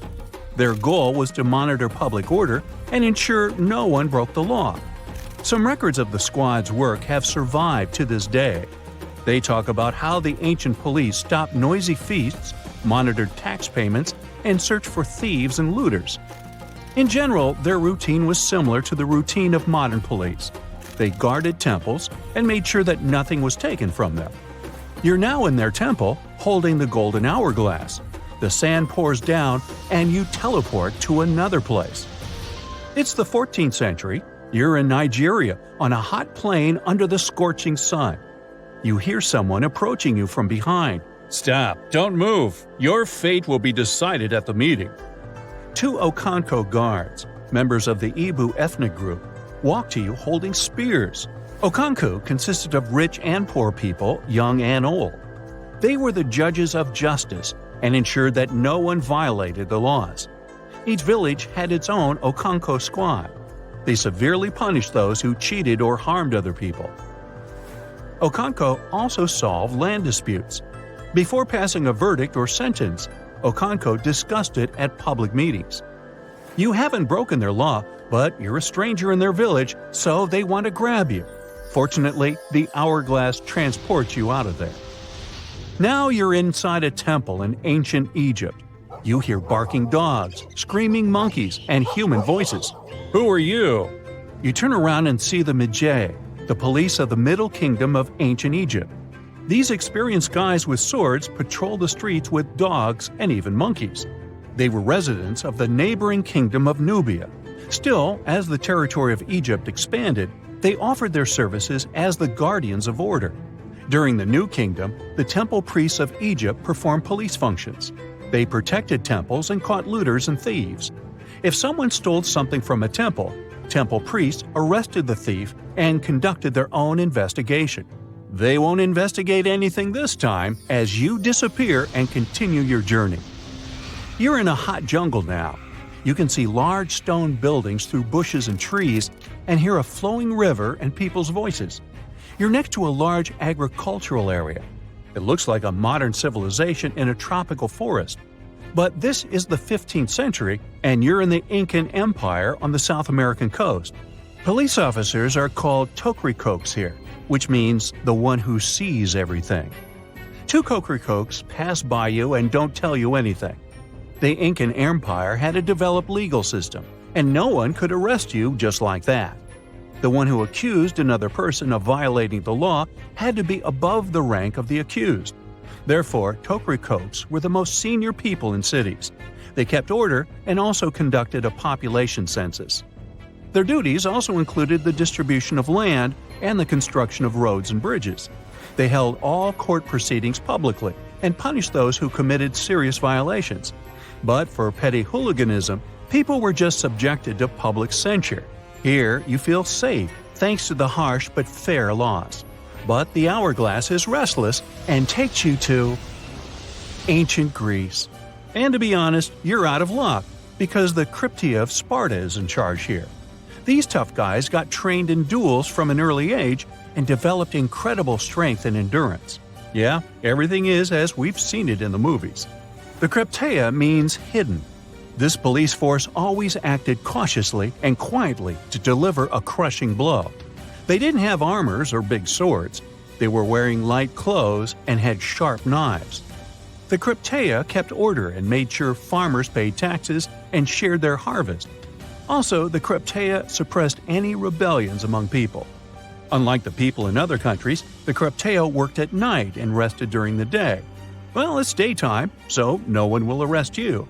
But if it were night, you would hardly be able to escape from the Spartan police. You teleport to ancient Judea, where a fair judicial system was highly valued. Each city had its judge and 2 trained soldiers under their command. They were called Judean shotarim. These fighters were excellent at archery and sword fights. Their duties included checking and setting market prices and resolving private property and public safety issues. Dogs in every house should be chained, there should be no pits on the street, and the sale of knives and swords should be strictly regulated. Any violation of the law was investigated and dealt with in court. The locals really appreciated this order and paid for it as taxpayers. Now the Golden Hourglass takes you to 15th century West Africa. You're in the Songhai Empire. This was one of the largest countries in West Africa with first-class police called the Kadi. Serious violations were punished cruelly, so people were afraid to break the law. The Kadi were government officials appointed by the king. They decided who to court-martial and who to punish with a small fine. They monitored not only the order in cities, but also the environment of the king. If someone wanted to commit treason or overthrow the ruler, the Kadi found out about it and neutralized the threat. Now you find yourself in a very hot place, but not because the sun is scorching, but because there are flames everywhere. The building you're in is on fire, and you don't know what to do. At that moment, two guys run inside and pull you out. They just saved your life. Meet the Vigiles, the police of the Roman Empire.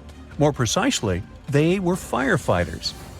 In 21 BCE, the Roman emperor ordered his subjects to extinguish fires in the homes of the nobility and ordinary poor people. For this, the emperor received praise and decided to create the first public fire service in Rome. The Vigiles patrolled the streets and extinguished fires caused by hot weather or hooligans. Soon, the Vigiles began to keep order and catch robbers. They wore light armor and had whips and staffs. You don't have time to thank them for saving your life because the hourglass takes you to another era. The Mauryan Empire, which lasted from 321 to 185 BCE, was the first empire of ancient India. You don't have time to do anything as two big guys grab you and blindfold you with a rag. They're taking you to interrogation. Every city in this state had a police chief and his team called Gops. They did all the police work and spied for the emperor. They looked for other spies, registered new visitors, and followed them. They patrolled the streets, kept order, and knew everything happening in the cities.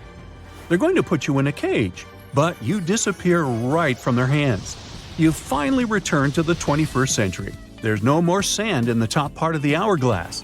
So you ponder committing a small robbery to see how modern-day police will respond. But then the hourglass reappears and drops you into prison so you can get a close-up view. Then you wake up.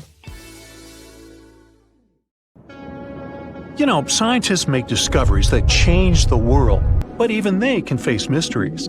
Here are 10 things that have baffled scientists. Imagine that you constantly hear a low-frequency hum, and no one can trace its source. Roughly 4% of the world's population hears the hum. It's a geography-free sound. People all around the world hear it, so the name varies from Tao's hum to Auckland hum, depending on the region where it gets generated. The sound is just on the threshold of human hearing. People hear it less when they're outside, and it gets louder indoors, especially at night. What's even scarier is that you cannot unhear it once you've heard it. Some folks say it started in London around the time of Charles Dickens, who wrote A Christmas Carol, and the low-frequency sound actually comes from the humbug. Or not. Actually, the earliest cases were recorded in Bristol, UK, dating back to the mid-1970s. Scientists have various theories about where the hum comes from and why only some people can hear it, yet they don't have a clear answer. It could occur when ocean waves move along the ocean floor. They shake the Earth when they collide with continental shelves. Or this might be happening because of volcanic eruptions and earthquakes. Oh, and how about ultra-low frequency radio signals used to communicate with submarines or even 5G? Upsweep is another type of unidentified sound. It was discovered in 1991 in the Pacific Ocean. The sound is high enough to be recorded throughout the ocean. Scientists theorize that the sound could be related to underwater volcanic activity. Interestingly, the volume of the sound has been diminishing compared to its volume when it was first discovered, yet it still can be detected. Plus, it's seasonal. It reaches its highest volume in spring and fall. Is it related to seasonal changes? No one really knows for sure. The next mysterious thing is a cone-shaped monument found in the Sea of Galilee in Israel. This monument was discovered accidentally by sonar scanning in 2003. but the findings were published only in 2013. The monument weighs 60,000 tons. It was once submerged by rising waters. Archaeologists say the monument is enigmatic because they can't figure out where it's from. They don't know what it's connected to or its function. So this big and unusual thing remains a mystery. Now let's move to Göbekli Tepe, Turkey. This place offers you one of the most archaeologically significant sites in the world. Why is it important? Well, it has massive carved stones about 11,000 years old. To put it in perspective, they're 6,000 years older than Stonehenge. Ancient people placed these stones before they began farming or crafting metal tools or pottery. So the existence of this place goes against the chronology of civilization we're familiar with, where people farmed first and built second. Apparently, it wasn't like that. In any case, a good question is, what was the purpose of this site? Was it built to worship some spirits? Yep, archaeologists believe it might be the world's oldest temple. Okay, say this with me. Paleodictyon notusum. Yeah, I know it sounds like a chemical formula. This is a living fossil found deep down on the ocean floor. A creature makes these hexagonal burrows, that for sure. Yet scientists can't identify the artist. Now, what do I mean by living fossil? Well, Paleodictyon notusum is a creature believed to produce a burrow nearly identical to Paleodictyon fossils. Is it a worm-like animal that made them? Scientists don't know. One thing is clear, this isn't some random stuff created by geological forces. Now, speaking of fossils, take a look at this giant one. Its informal name is Godzilius. It was discovered in 2011 by an amateur paleontologist. This is a scientist who studies the history of life on Earth by analyzing fossil records. Anyway, back to Godzilius. It's almost 7 feet in length and 9 feet tall if you were to measure it upright. This fossil is 450 million years old, coming from the time when Cincinnati was underwater. It might be a fossilized algae mat, but some scientists have different opinions. This is a massive tunnel found in South America. The tunnel is at least 8,000 to 10,000 years old. At first, researchers discovered a couple of colossal burrows. They were enormous and neatly constructed. Geologists were amazed, saying they had never seen such structures before. There's no known geologic process to explain their formation. I mean, researchers have known about the burrows since the 1930s, but back then they believed that these tunnels were just some sort of archaeological construction, until they discovered huge claw marks on the walls and ceiling. They reasoned that some extinct species could be the ones to have left these marks. Many geologists strongly believe they found the burrows of giant ground sloths and armadillos. The structure is the largest known burrow from the Paleolithic age in the Amazon. Yet experts have many questions. How come such a deliberate-looking structure could form naturally? A researcher then discovered another strange cave. This one was hundreds of miles away from the massive tunnel. Fast forward, there are now more than 1,500 burrows from the Paleolithic age found in Brazil. What's even more interesting is that some of these caves are connected to tunnels that sometimes lead to chambers. I'll continue with a natural phenomenon. What if I told you that every year, especially in October, fireballs appear on the Mekong River in Thailand? According to legends, Naga fireballs are a call for Buddha to return to Earth, and river serpents are the ones making these calls. Well, that's a myth, but what does science say about it? Is it related to a flammable gas? There are no clear answers yet. These fireballs appear to rise from the water. They can go as high as almost 990 feet. They're like fireworks, disappearing rapidly. They typically glow with a reddish or orange color. I'll mention some legends too, because why not? They're thrilling. And it would be a shame not to include the one about the lost city of Atlantis. As you may know, the legend says that Atlantis submerged into the ocean around 11,000 years ago. Since then, not just scientists, but also treasure hunters and philosophers have been searching for the lost world. Could Bimini Road be a trace? In 1968, a diver found strange stones off the coast of North Bimini Island in the Bahamas. The stones look human-made. It's like they were evenly spaced out and laid in an orderly row. It baffled scientists, but not for long. Carbon dating analysis of the blocks revealed that geological forces created the road naturally. There weren't any tool marks or signs indicating that the blocks had been stacked or something. The research is continuing, but yeah, scientists generally believe that the rocks were created by erosion. Well, I guess the time of Atlantis hasn't come yet.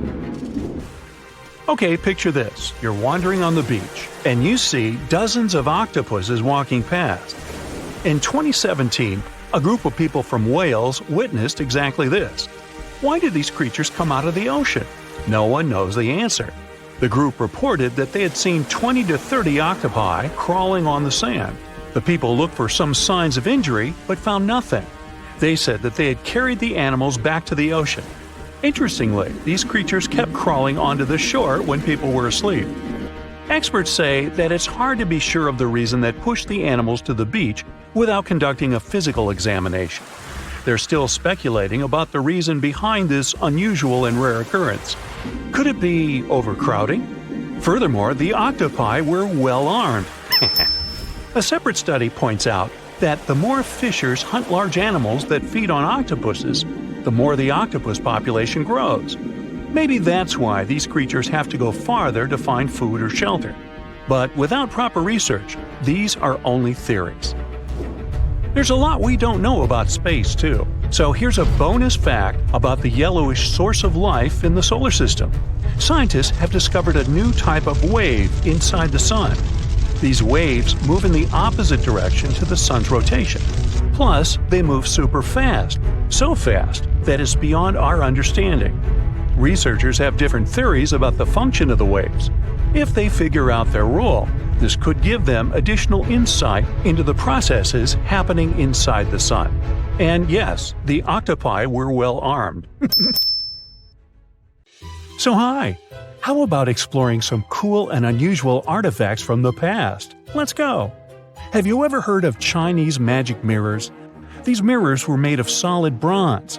They had two sides. The front was a shiny polished surface, similar to our typical mirrors. It was the back that did the magic.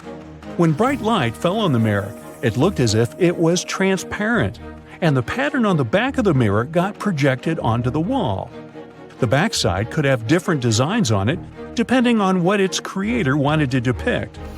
Since the mirror was made out of bronze, no one expected this optical illusion to occur. These ancient artifacts date back to 2900 to 2000 BCE. They became popular in China and were produced in large numbers at the time. Eventually, their fame faded away. For centuries, the magic of these mirrors baffled both people and scientists. In the 11th century, Chinese scientist Shen Ku decided to study the mirrors. He conveniently had 3 of them. He was surprised by the ability of the metal to act as if it were transparent. He believed that some tempering techniques created surface wrinkles on the mirror to make it translucent. Yet these wrinkles were imperceptible to the human eye. It turns out he was right. Many scientists tried to decipher the open mirrors over the centuries, but remained clueless. Finally, in 1932, William Bragg discovered that Shen Ku had been right about imperceptible surface wrinkles all along. Every once in a while, people open multiple tabs in a browser and come to a point where there's no room for a new tab. Apparently, this had also been happening long before computers and the internet were invented.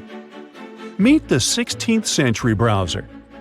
This is a full-size book wheel. It's kind of a custom-made rotating bookshelf.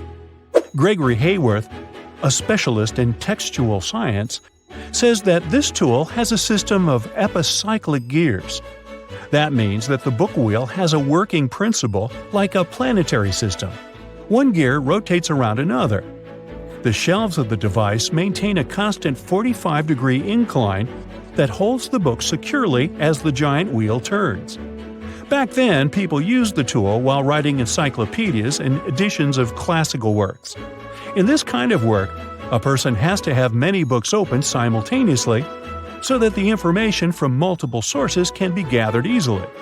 Italian engineer Agostino Ramelli is the inventor of this piece of early modern machinery.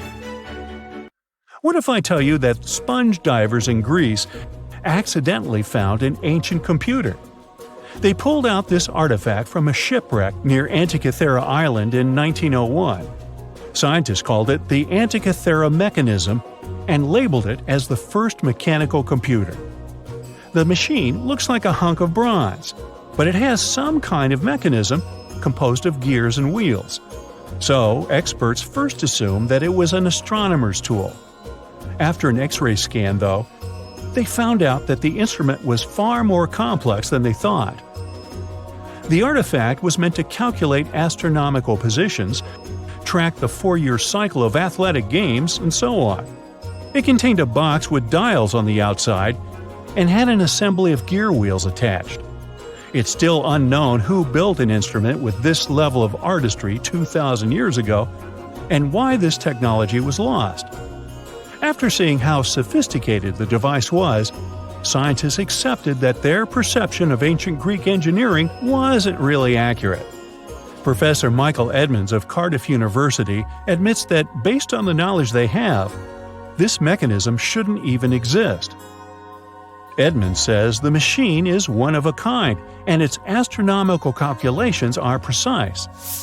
For him, the Antikythera mechanism is more valuable than the Mona Lisa. In 1929, scholars working in Topkapi Palace Museum in Turkey discovered a map. It became famous for being the oldest map showing the Americas. Perry Rees drew this detailed map on a gazelle skin in 1513. He depicted Europe, North Africa, the coast of Brazil, and several islands, such as the Azores and Canary Islands. The most exciting thing is that he created the map only 21 years after Columbus had set foot in the New World. Well, it was new to him. Perry Rees was a maritime scholar and a successful naval commander leading the Ottoman fleet. Yet, while drawing the map, he relied not only on his expertise in sailing. He created it by assembling and referring to 20 other regional maps, like the Arab map of India, 4 Portuguese maps, and the map of the western parts drawn by Columbus. Yes, the part he got from Columbus raised the heartbeat of many historians. Columbus drew a map during his 3rd voyage to the New World and sent it to Spain in 1498. It's assumed to be lost. Surprisingly, historians can now understand what Columbus noted down by looking at Perry Rees's map. Fun fact, he also drew another world map in 1528. Even though only about 1/6 of this map has survived, it's clear that it described the northwestern part of the Atlantic, the region from Venezuela to Newfoundland, and the southern tip of Greenland. The map also showed Antarctica centuries before its discovery. Historians had to rethink the chronology of history after getting this crazy information. Perry Rees described Antarctica's topography without ice in great detail. In the 1930s, workers found dozens of stone spheres in Costa Rica. Locally, they're known as bolas de piedra, literally stone balls. They were made by a civilization lost in time. What's interesting about these balls is their shape. They are perfectly spherical. How ancient people could make such precise shapes is a mystery. The spheres are of different sizes. Imagine a small one, like a tennis ball. Then put another one next to it, 7 feet in diameter. The largest spheres weighed 16 tons. Archaeologists are sure that these balls are human-made. Yet their purpose remains unclear. Some archaeologists claim that the spheres could represent the solar system or could be inspired by various stages of the sun and the moon. Others say that the stone's placement refers to the houses of chiefs. Most of the stone spheres were sculpted from granodiorite. It's a hard rock similar to granite. Experts believe that ancient people used smaller rocks from the same material as tools to shape these spheres. They also think that sculptors probably heated portions of the stones and then cooled them rapidly. This could have helped them to remove the outer layers of rock. Our next one is an ancient battery set found in Iraq in 1936. The set consists of a ceramic pot, a copper cylinder, and an iron rod. At the top, the iron rod is isolated from the copper by asphalt, and both the rod and cylinder fit inside the mouth of the jar. The copper cylinder isn't watertight, so if the pot was filled with a liquid, it would surround the iron rod as well.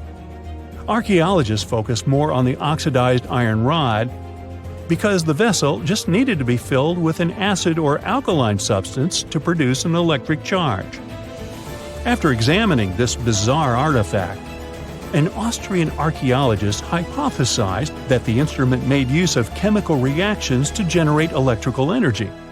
That's why they likened the instrument to a battery. An ancient civilization might have used it for some kind of electrotherapy.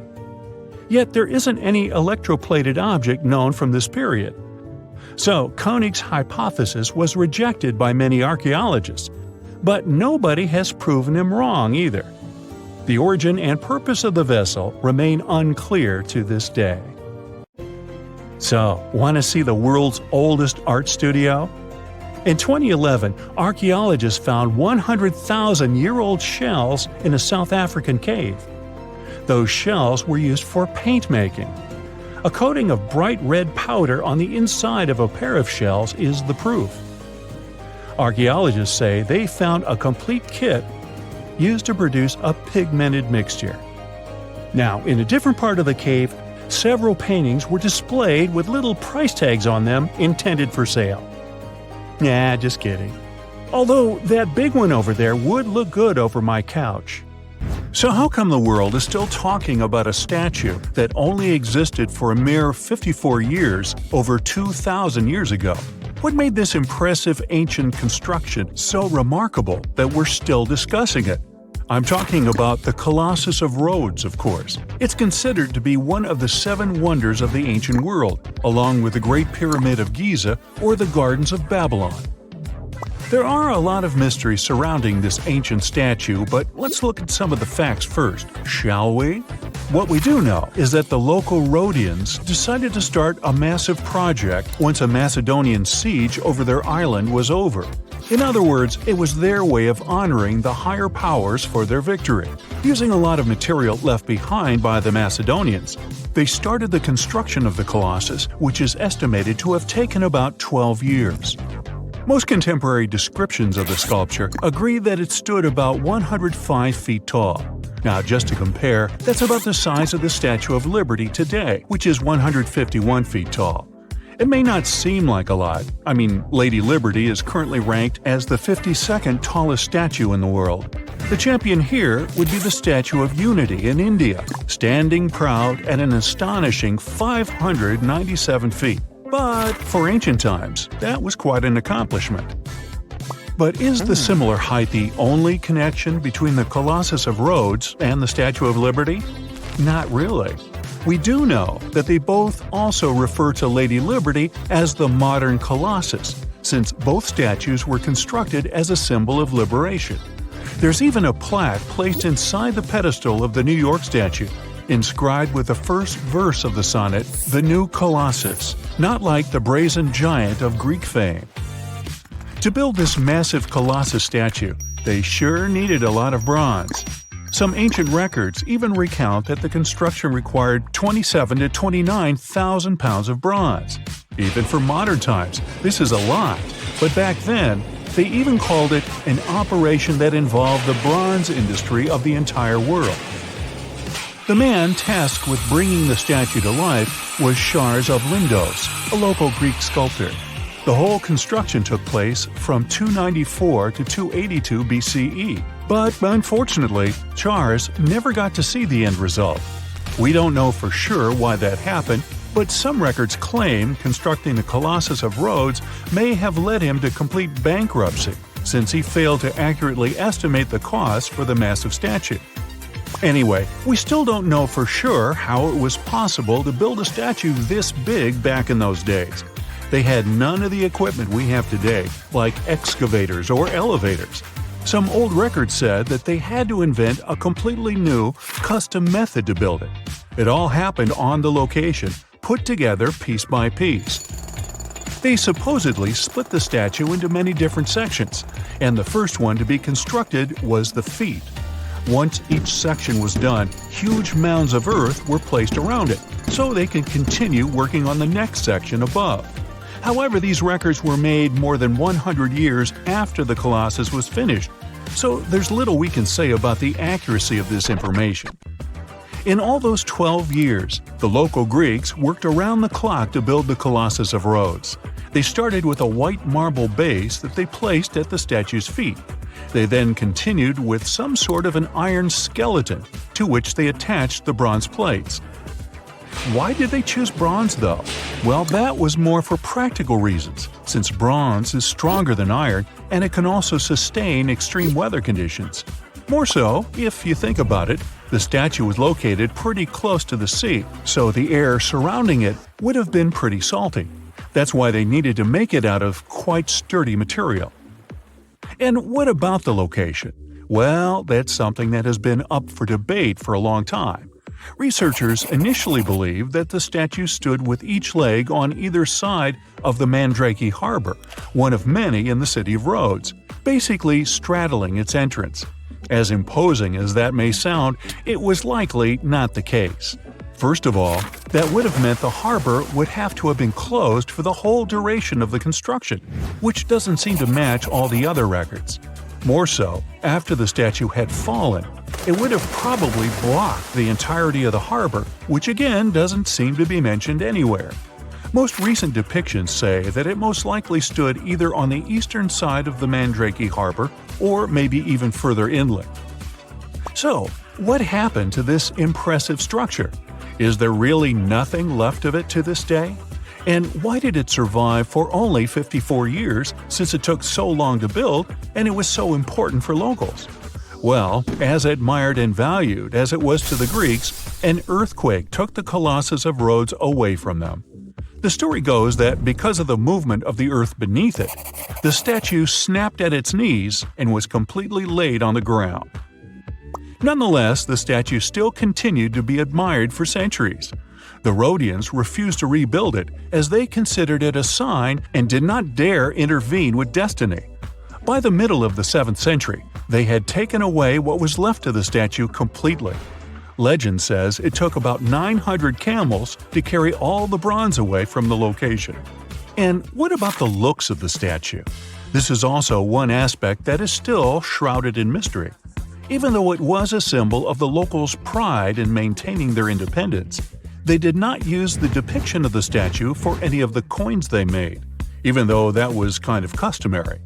Other art historians do think, however, that the Colossus was similar to other depictions of the same mythological creature, a male figure that had rays of light rising from its head.